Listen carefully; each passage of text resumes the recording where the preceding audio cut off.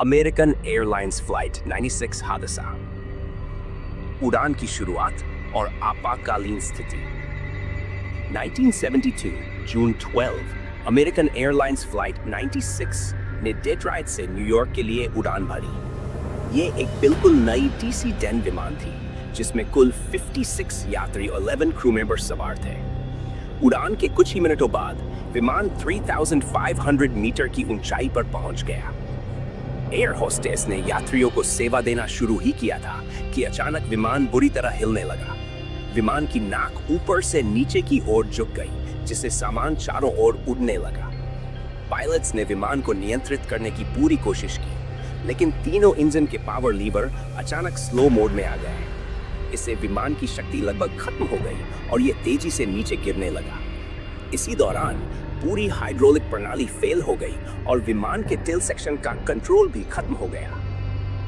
Cabin crew ने यात्रियों को सुरक्षित स्थान पर ले जाने की कोशिश की और कैप्टन को तुरंत रिपोर्ट दी।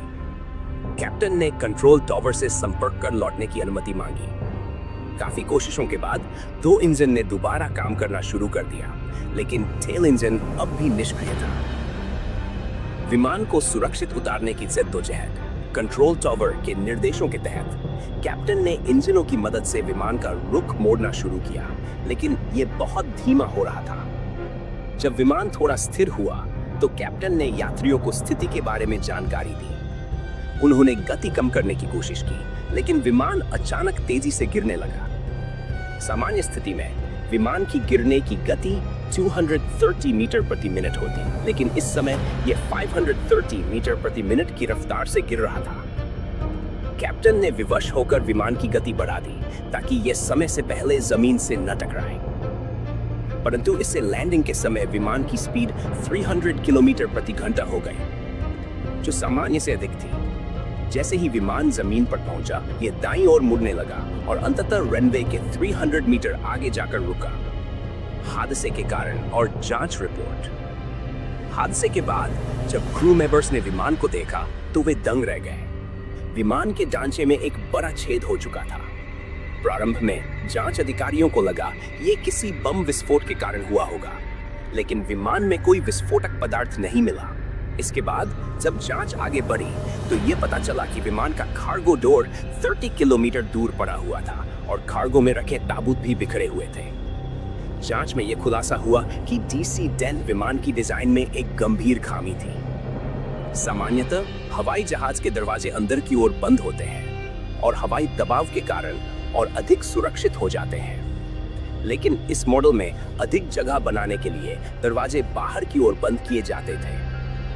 दरवाजे बंद करने की प्रक्रिया भी कठिन थी। इसे बंद करने के लिए कर्मचारियों को घुटनों से जोर लगाकर लॉक करना पड़ता था।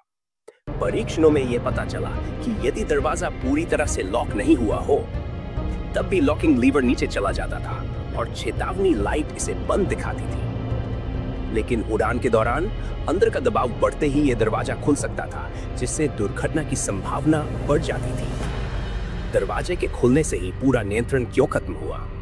जांच अधिकारियों ने पाया कि जब दरवाजा टूटा तो कैबिन का फर्श दबाव के कारण ध्वस्त हो गया।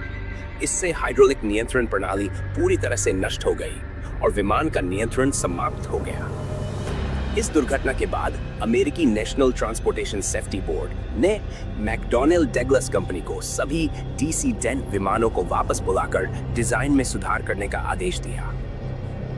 निष्कर्ष: यह दुर्घटना एक डिजाइन दोष के कारण हुई थी, जो विमानन सुरक्षा में एक गंभीर समस्या बन सकती थी। यदि उस समय पायलट्स की कुशलता और तेज निर्णय लेने की क्षमता न होती तो यह हादसा बहुत घातक हो सकता था। इस घटना के बाद विमान डिजाइन में सुधार किए गए और हवाई सुरक्षा मानकों को और अधिक कड़ा किया गया।